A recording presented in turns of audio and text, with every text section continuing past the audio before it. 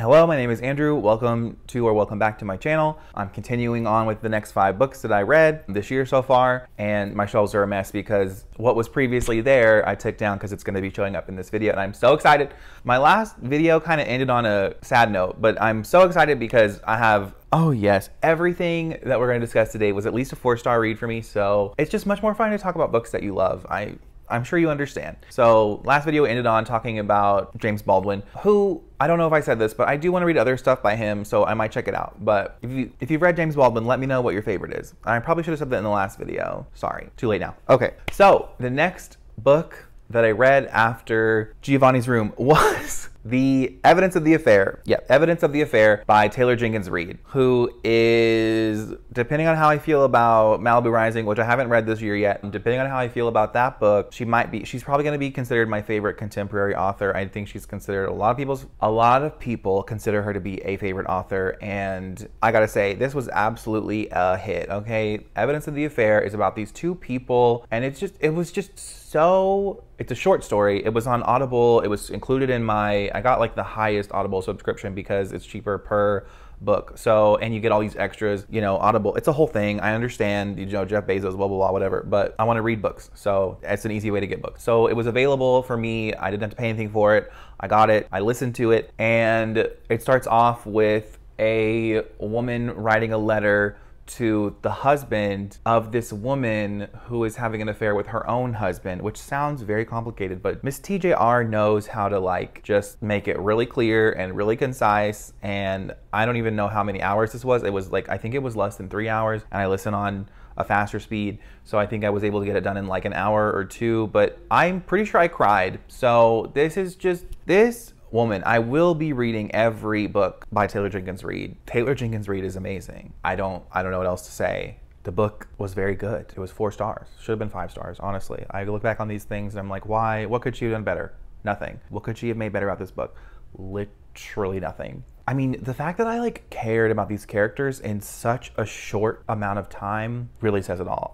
She's one of my favorite authors. I mean, I've only read 3 of her books, but they were all at least 4 stars. More than can be said for even Cassie Clare has not gotten every book at least 4 stars. You know what I mean? Even though some of her series are my favorite series, I have not given every single one of her books 4 stars. I've given every single one of her books at least 3 stars. So there's that. But okay, moving on to the next book. So the next book that I read was Gods of Jade and Shadow by Silvia Moreno Garcia. Now, I let my friend borrow this book, so I don't have it with me, but it was also in my 5-star predictions video, because I'm trying to get through all of them because I want to make a whole video reacting to it. I still have a lot left that I made predictions for. I don't know why I put so much. I should have just done like 5, but you don't care. So Gods of Jade and Shadow was like a 3.75 because I feel like it's a story that kind of plays with a lot of tropes and doesn't really subvert the tropes at all or do anything super out of the box, but it was still very enjoyable, so I had to give it's a 3.75. I feel like it was good. I would love to see it as a movie. I think it would make a really good movie. But as a book, I don't think it did anything crazy out of the ordinary. But I think it could be like a good comfort movie. I really kept thinking about the movie El Dorado because they keep talking about Xibalba in the whole book. And if you've seen The Road to El Dorado, then you know that they talk about Xibalba in that whole. I kind of want to go watch that now, honestly. And it was just, yeah, that whole entire book. I mean, it's 1920s Aztec kind of period of time. And there's the beginning, like she like releases, is he a god? He's like a god in the Mexican folklore thing, or he's like a Mayan god in the 1920s, and then they have to go on this journey together. So it's kind of, I mean, basic for lack of a better word, but it doesn't make it bad. Like it was still good. It was still enjoyable. So there you go. Okay, next we have one of my favorite reads of the whole year. Strange the Dreamer. Strange the Dreamer. Did I understand everything that happened in this book? No.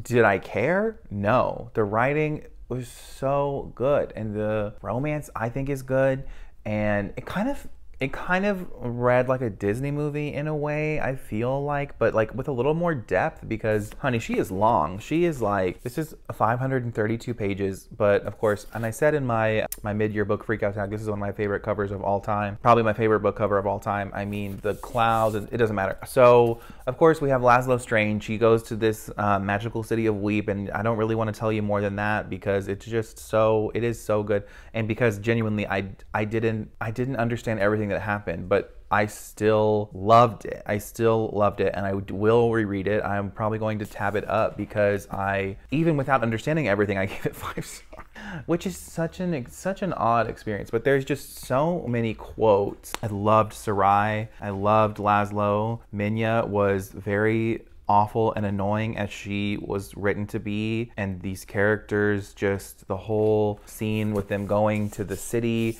And one of my favorite parts in the whole book is when she screams out her moths and she can go into people's dreams. And I won't spoil a scene for you because I think you should enjoy it yourself if you're interested in this story. I just loved a certain message that happened with Laszlo and Sarai. I mean, is this like a fantasy romance? Maybe this is honestly, I feel like I might want to check out some fantasy romance because the romance makes it more readable, I feel like, but the fantasy aspects of this, I think were done really well. I think like, and I said it in a couple of videos before, I think like the plot isn't the strongest, and I agree. And was it the first book? I read them back to back. I read Muse of Nightmares right after. I immediately started it because the ending of this, if you know, you know. I just knew. But the ending of this was just, I thought it was so interesting too, because they call these people Godspawn, and like Godspawn is like a bad thing, like the children of gods are a bad thing. Interesting, very interesting. So I did finish this, and I have to say, a lot of the writing in this, I have not finished this book I'm about to mention, but The Name of the Wind, I really think that if you like The Name of the Wind, that you are probably going to like this. Or if you did like this and have not read The Name of the Wind, there's a lot of reasons not to read The Name of the Wind as far as not knowing when book 3 is coming out. But The Name of the Wind is, I think Patrick Rothfuss blurbed Daughter of Smoke and Bone, which I haven't read. So, but I know that there's a connection between the series. I don't know how, but I watched a review that says something that's revealed in this book, something that they discuss in this book makes it, how do I not spoil things? Something that's discussed in this book where they say, oh, it's possible that a person has blank power. I've discovered by watching a review for this series that there is that spoiling things for, I'm not saying what it is. I'm just telling you, maybe if you've read this, I could be spoiling Smoke and Bone for you. But I mean, I haven't read Smoke and Bone, but this reading experience, easily one of my favorite reading experiences of the year. And the audiobooks for these by Mr. Steve West, I will be reading probably everything that man narrates, because I love that man's voice. I could listen to him talk forever. So, I mean, honestly, I don't really know what else to say about these. They were both, this was 5, this was 4, but I feel like on a reread, this would probably be 5 because I felt like things maybe dragged in this, but did they? I'd have to reread it because this one, I don't know. I think I just loved this one so much. I loved Laszlo as a character and all the things that Laszlo did in this book, and I thought that it was so beautiful. I just thought it was so beautiful. I do love this story. And Muse of Nightmares was, oh man, I'm remembering things about the books now, and I do want to reread them. I'm gonna start doing this thing. Your girl Murphy Napier does it. I'm gonna start doing it. Once I've got enough favorite series, I'm gonna do December is a reread month for me, because you know what I mean? Like, why not just end the year by remembering or reminding yourself of why you love to read? What a better way to, so I'm gonna start doing that. Once I have, so this is a potential reread every year for me. It could be. I don't know if I'll reread it every year, because I do like some other series a little more possibly, but this could be like a every other year reread for me. But I do think that on a reread I would appreciate it, especially because I do want to reread it because a certain character at the end of this book has such a good arc. The character arcs are phenomenal in this series, I feel like, and just in these 2 books. So, and I mean, it's an easy reread because only 2 books, unlike so many other authors. So I definitely want to read Daughter of Smoke and Bone because this was an easy 5-star. This is probably one of my favorite. The only reason that I wouldn't say this is a favorite of all time or my favorite book of all time is because, and I haven't finished The Name of the Wind yet, but I do think The Name of the Wind is potentially going to be my favorite book of all time. So this would be like a close second. Is it? I mean, it's 5-star. It's a 5-star read easily, but I don't know if I would say it's my favorite book of all time. But definitely a series I plan to revisit for sure. Speaking of that, we're going to end on such a positive note. Okay, so then we've got Nevermoor by Jessica Townsend, which is a series I've been wanting to read, but it hasn't like finished yet and stuff. And I like to binge series if I can, but I think the first book is becoming a movie in the next year or two, hopefully. And this was so enjoyable. It was a middle grade story, but it's just so good. And I do agree that I think even if you are an adult, I mean, I think that, I mean, look at how many, this is all awards, all of that, just awards for the book. I mean, it won Indie Bound bestseller, which I'm noticing, by the way, I don't know if you guys, I'm going to be checking out a lot more by Miss Little Brown, because this and The Diviners, which we all know, if you know, you just look at my channel, I am obsessed with The Diviners. So Little Brown Publishing, I got my eye on y'all, okay? For real. But anyways, Nevermoor, but Jupiter North whisks this girl away on the unluckiest day of the year, or it's a very unlucky day. She's blamed for all these problems in the world, and then she gets whisked away to Nevermoor, and she competes. And I want to say, I'm trying to, because I read the first book and I don't know, I can't get into it. But this, see, I do love, look at all these little illustrations like on the chapter titles. They're just wonderful, and there's a lot of like mixed, a lot of like letters in the book like that and stuff, and it was just so cool. And like the hotel that she stays at is just so wonderful. I loved it. I loved Morgan as a character. I thought she was great. I liked a lot, I think I liked Jupiter as a character more than Morgan, but I still liked Morgan. And I really liked, was it Jupiter's nephew?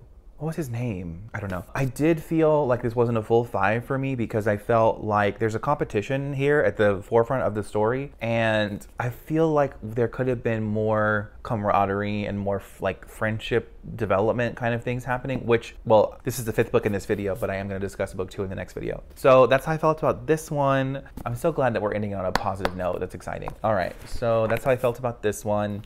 And yeah, okay. That was a 4-star read for me, but as the series is going on, I'm hoping that the 4th book, well, again, I'm not gonna tell you how I felt about it because you have to watch the next video. So sorry. But of course, I will leave my Instagram, Goodreads, and Twitter all in the description as well. Let me know if you've read any of these books, how you felt about them, and let's do the leave me this emoji. I'm just gonna throw in a random ass emoji. I don't even know, man. We'll see what it is. That's gonna be it. Have a great day. Bye.